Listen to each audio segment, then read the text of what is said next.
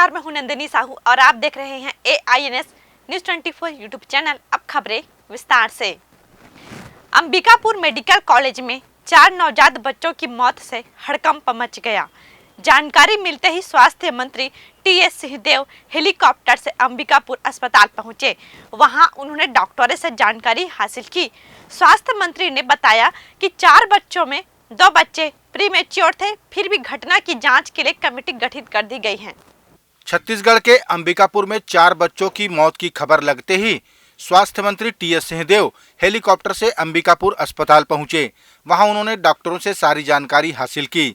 स्वास्थ्य मंत्री ने बताया कि अस्पताल में बार बार बिजली गुल हो रही थी, लेकिन वह कारण नहीं है। उन्होंने बताया कि 4 बच्चों में 2 बच्चे प्रीमेच्योर थे, लेकिन मामले की गंभीरता को देखते हुए जांच के लिए कमेटी गठित कर दी गई है। 2 वेंटिलेटर पे थे, 2 ICU में थे। बिजली जाने की बात सामने आई है, लेकिन मुझे नहीं लगता, यहाँ से जो भी मैंने अभी तक जानकारी ली है, कि बिजली जाने का कोई कारण होना चाहिए इसमें, क्योंकि बिजली का बैकअप भी रहता है। वहाँ इन्वर्टर भी हैं, जनरेटर भी है, चालू थे कि नहीं, उससे असर हो रहा था कि नहीं, बेबी वार्मर्स हैं वो चल रहे थे कि नहीं, ऑक्सीजन सप्लाई प्रभावित हुई क्या, और वेंटिलेटर प्रभावित हुए क्या। अभी तक जो मुझे जानकारी मिली है कि इनमें ऐसी कोई स्थिति उत्पन्न नहीं हुई थी। ना वेंटिलेटर प्रभावित हुए थे, ना ऑक्सीजन सप्लाई प्रभावित हुई थी। तो 4 बच्चों में जो अभी तक फिलहाल जानकारी आई है, 2 प्रीमेच्योर बर्थ्स के थे, कम वेट के थे। एक बर्थ एक्सफिक्सिया से संघर्ष कर रहा था बच्चा, और एक बच्चे की हार्ट कंडीशन थी। वो तो बच्ची की जो पिता हैं उनका भी वीडियो मैंने देखा, वो भी यही कह रहे थे कि जन्म हुआ था, फिर घर ले गए थे, टीका लगाने के लिए लाए थे, फिर बुखार हुआ, फिर लाए। डॉक्टर ने बताया कि सांस लेने में दिक्कत हो रही है, हार्ट कंडीशन है, वेंटिलेटर पे रखे हैं। उनकी अनुमति लेके वेंटिलेटर पे रखा, लेकिन वेंटिलेटर के रखने के बाद भी बच्ची नहीं बच सकी। और परिजन वीडियो में यही कह रहे हैं कि बड़ा अस्पताल है, इसमें बिजली की व्यवस्था कम से कम होनी चाहिए, ऐसा कमी नहीं होना चाहिए, जनरेटर कम से कम होना चाहिए। तो ये और गहन हम लोग को जानकारी लेनी पड़ेगी। ये बिजली जाने की बात 1 से 3 बजे के बीच की सुनने में आ रही है। परिजन भी, बच्ची के जो पिता थे, वो 20 मिनट बिजली नहीं रही ऐसा कह रहे हैं, बाकी भी ये रिपोर्ट आ रही है। और फिर अंतराल में 5-5 मिनट के अंतराल में आना जाना बिजली लो वोल्टेज था। पर डॉक्टर्स का कहना है कि सिस्टम पे उसका विपरीत प्रभाव नहीं पड़ा था बिजली नहीं रहने का। तो कारण क्या था, ये जाके जांच का विषय है, उसको देखना पड़ेगा। अंबिकापुर में हुए 4 बच्चों की मौत पर सवाल उठाते हुए नेता प्रतिपक्ष नारायण चंदेल ने घटना की निंदा की और दोषियों पर कार्रवाई की मांग की। उन्होंने यह भी आरोप लगाया कि प्रदेश में कांग्रेस की सरकार बनने के बाद अब तक 25,000 बच्चों की मौत हो चुकी है। छत्तीसगढ़ के अंबिकापुर मेडिकल कॉलेज अस्पताल में 4 नवजात बच्चों की मौत पर भारतीय जनता पार्टी के नेता प्रतिपक्ष नारायण चंदेल ने निंदा व्यक्त करते हुए दोषियों पर कार्रवाई की मांग की। उन्होंने आरोप लगाया कि कांग्रेस सरकार बनने के बाद छत्तीसगढ़ में 25,000 बच्चों की असमय मौत हो चुकी है, जो कि अत्यंत दुर्भाग्यजनक है। अंबिकापुर में आज 4 नवजात बच्चों की दर्दनाक मौत हुई है, और ये मौत लाइट गोल होने के कारण हुई है। मेडिकल कॉलेज के अस्पताल में हुई है। इस घटना की जितनी निंदा की जाए कम है। हमारी मांग है कि इस घटना की उच्च स्तरीय जांच की जाए और इसमें जो भी दोषी है उसके खिलाफ कड़ी से कड़ी कार्रवाई की जाए। जब से छत्तीसगढ़ प्रदेश में कांग्रेस की सरकार बनी है, 25,000 से ज्यादा बच्चों की मौत हो चुकी है, जो इस प्रदेश के लिए अत्यंत ही दुर्भाग्यपूर्ण है। गुजरात चुनाव में 99 वर्ष की महिला मतदान करने पहुंची। यह महिला कोई और नहीं बल्कि देश के प्रधानमंत्री नरेंद्र मोदी की माता हीराबेन हैं। वे व्हील चेयर पर जरूर चलती हैं, लेकिन लोकतंत्र पर भरोसा जताते हुए उन्होंने मतदान की अहमियत को देखते हुए वोटिंग की। गुजरात चुनाव में प्रधानमंत्री की माताजी ने भी मतदान कर मतदान की उपयोगिता साबित की। बता दें कि प्रधानमंत्री नरेंद्र मोदी की माताजी हीराबेन 99 वर्ष की हैं और व्हील चेयर पर चलती हैं, लेकिन लोकतंत्र पर भरोसा जताते हुए उन्होंने भी मतदान की अहमियत को समझा और वोटिंग की। छत्तीसगढ़ के मुख्यमंत्री भूपेश बघेल अपने भेंट मुलाकात कार्यक्रम के दौरान गरियाबंद जिले के छुरा ब्लॉक पहुंचे। वहां उन्होंने आत्मानंद इंग्लिश स्कूल और ITI भवन के स्थापना की घोषणा की। प्रदेश के मुख्यमंत्री भूपेश बघेल ने अपने भेंट मुलाकात कार्यक्रम के दौरान गरियाबंद जिले के छुरा में कई घोषणाएं की। मुख्यमंत्री ने यहां रजिस्ट्रार कार्यालय खोलने, पांडुका को उप तहसील बनाने और छुरा में स्वामी आत्मानंद अंग्रेजी स्कूल के लिए भवन निर्माण के साथ ITI भवन के स्थापना की घोषणा की। छुरा में रजिस्ट्रार के कार्यालय खोले जाएंगे। दूसरा, हमारे भैया मांग कर अंतर भैया छुरा अनुभाग बनाना ATM कार्यालय होगा घोषणा। तीसरा मांग करी पांडुका में उप तहसील के घोषणा और छुरा में हिंदी माध्यम स्वामी आत्मानंद स्कूल के लिए भवन के निर्माण कराया जाएगा।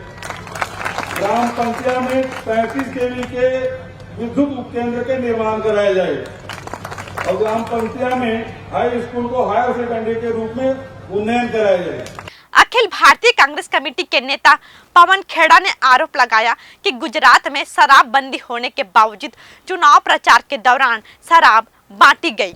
उन्होंने कहा कि इसकी शिकायत के बावजूद चुनाव आयोग ने कोई कार्यवाही नहीं की।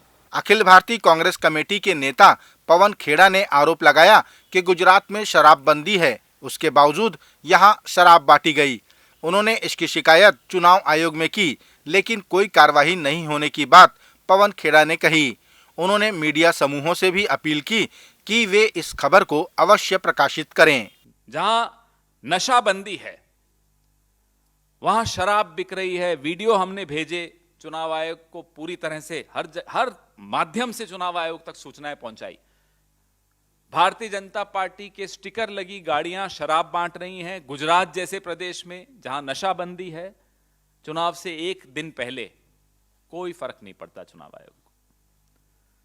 आपका भी हित इसमें है कि इस आवाज को आप उठाइए, इन मुद्दों को आप प्रखरता से उठाइए। Homeslogy premium quality construction, हम बनाते हैं आपके सपनों का घर। जैसी हो आपकी कल्पनाएं, वैसा ही हम घर बनाएं। उन्नत तकनीक और बेहतरीन POP कार्य के साथ उच्चतम मटेरियल और रजिस्टर्ड आर्किटेक्ट द्वारा निर्माण, वास्तु के अनुसार निर्धारित क्षेत्र में संतुष्टिपूर्ण मकान। Homeslogy premium quality construction.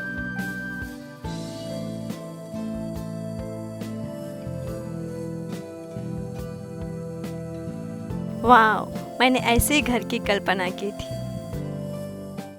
Chhattisgarh के खाद्य मंत्री अमरजीत भगत अपने बयानों को लेकर एक बार फिर चर्चा में आ गए हैं। बिलासपुर में उन्होंने पत्रकारों के सामने राहुल गांधी को पंडित राहुल गांधी कहकर संबोधित करते हुए उनके और उनके परिवार को भगवान को मानने वाला कहा। छत्तीसगढ़ के खाद्य मंत्री अमरजीत भगत एक बार फिर अपने बयानों को लेकर चर्चा में आ गए हैं। इस बार उन्होंने राहुल गांधी को पंडित राहुल गांधी बता दिया। इतना ही नहीं, उन्होंने पत्रकारों के सामने यह कह दिया कि राहुल गांधी शुरू से भगवान को मानते आ रहे हैं और उनका परिवार भी भगवान को मानता है। मंत्री के इस बयान की चर्चा सोशल मीडिया में जमकर वायरल हुई। पंडित राहुल गांधी जी शुरू से ही वो भगवान को, पूजा पाठ को मानने वाले परिवार से भी हैं, खुद भी मानते हैं। अभी भी जा रहे हैं वो जहाँ वहाँ पर अभी मंदिर में, कहीं पर मठ में, कहीं पर शिवालय में। बीजेपी में 76% आरक्षण देने वाला छत्तीसगढ़ पहला राज्य बनने वाला है, जिस पर कई संगठनों ने सवाल खड़े किए। सवालों पर बोलते हुए मुख्यमंत्री भूपेश बघेल ने कहा कि कोर्ट के अनुसार असामान्य परिस्थितियों में आरक्षण का प्रतिशत बढ़ाने का अधिकार राज्य सरकारों को है। छत्तीसगढ़ में 76% आरक्षण बिल पारित किया जा चुका है, जो राज्यपाल के हस्ताक्षर के कारण लंबित है। 76% पर कई संगठन सवाल खड़ा कर रहे हैं। उनका कहना है कि 50% से अधिक आरक्षण दिया ही नहीं जा सकता। इस पर मुख्यमंत्री ने स्पष्ट किया कि असामान्य परिस्थितियों में आरक्षण का प्रतिशत बढ़ाने का अधिकार राज्य सरकारों के पास होता है। कोर्ट ने ये भी कहा है, उसको पढ़ना चाहिए कि विशेष परिस्थिति जहाँ की स्थिति हो तो वहाँ राज्य सरकारें बढ़ा सकती है। एक तरफा बात नहीं होना चाहिए। 50% ठीक है, वो तो सामान्य स्थिति है, लेकिन जहाँ असामान्य स्थिति है, अब यहाँ 44% जंगल है और यहाँ की भौगोलिक सामाजिक परिस्थिति अलग है और इस कारण से इसको बढ़ाया गया है। तो और उसमें EWS को भी मौका है, उसको भी दे दिया गया है। मुख्यमंत्री भूपेश बघेल ने जानकारी दी कि फरवरी माह में 3 दिनों तक अखिल भारतीय कांग्रेस कमेटी का राष्ट्रीय अधिवेशन रायपुर में आयोजित किया जाएगा। इस दौरान कई प्रस्ताव पारित किए जाएंगे, साथ ही विदेश नीति पर भी चर्चा होगी। छत्तीसगढ़ के मुख्यमंत्री भूपेश बघेल ने जानकारी दी कि फरवरी माह में 3 दिनों तक अखिल भारतीय कांग्रेस कमेटी का राष्ट्रीय अधिवेशन रायपुर में आयोजित किया जाएगा। उन्होंने बताया कि इस दौरान कई प्रस्ताव पारित किए जाएंगे, साथ ही विदेश नीति पर भी चर्चा होगी। मुख्यमंत्री ने बताया कि ऐसे अधिवेशनों से देश को राजनीतिक दिशा मिलती है। जब राष्ट्रीय अधिवेशन हो रहा है कांग्रेस का तो पूरे देश और दुनिया की निगाह होती है, क्योंकि देश के अंदर इस 3 दिन के अधिवेशन में जहां राजनीतिक प्रस्ताव पारित किए जाएंगे, आर्थिक प्रस्ताव पारित किए जाएंगे, सामाजिक प्रस्ताव पारित किए जाएंगे, वहीं विदेश नीति की भी चर्चा होती है। तो इस राष्ट्रीय अधिवेशन में सभी प्रकार की बातें होगी।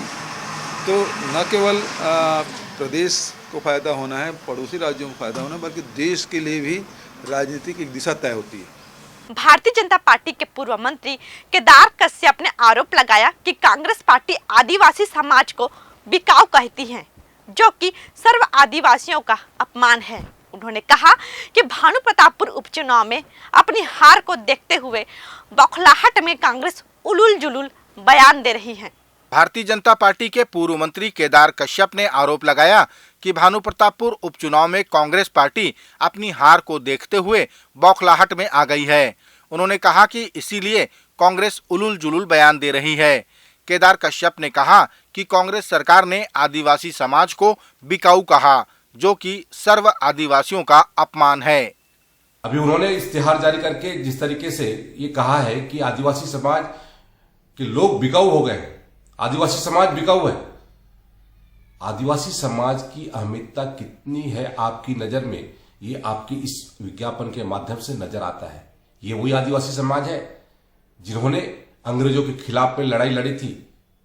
भगवान बिरसा मुंडा से लेकर शहीद वीर नारायण सिंह से लेकर शहीद गैन सिंह, शहीद गुंडादुर, सब ने अपने हक के लिए लड़ाई लड़ी थी। और आज आपने हमारे समाज को जिस तरीके से अपमानित करने का काम किया है, उसको देखते हुए समाज यदि लड़ रहा है तो आज आपको इस बात से पीड़ा हो रही है। आज हमारे समाज को आप बिकाऊ मान रहे हैं। आपका ये इस तरीके से हमारे समाज के खिलाफ में आपने जो कृत्य किया है, इस कृत्य के लिए आपको ये समाज कभी माफ नहीं करेगा। ये थे आज के प्रमुख समाचार। आप देख रहे थे AINS न्यूज़ 24 यूट्यूब चैनल। कल फिर मिलेंगे ताजा तरीन समाचारों के साथ। तब तक रोजाना की ताजा खबरों के लिए आप हमारे लोकप्रिय यूट्यूब चैनल AINS न्यूज़ 24 को सब्सक्राइब, लाइक और शेयर करना न भूलें। नमस्कार।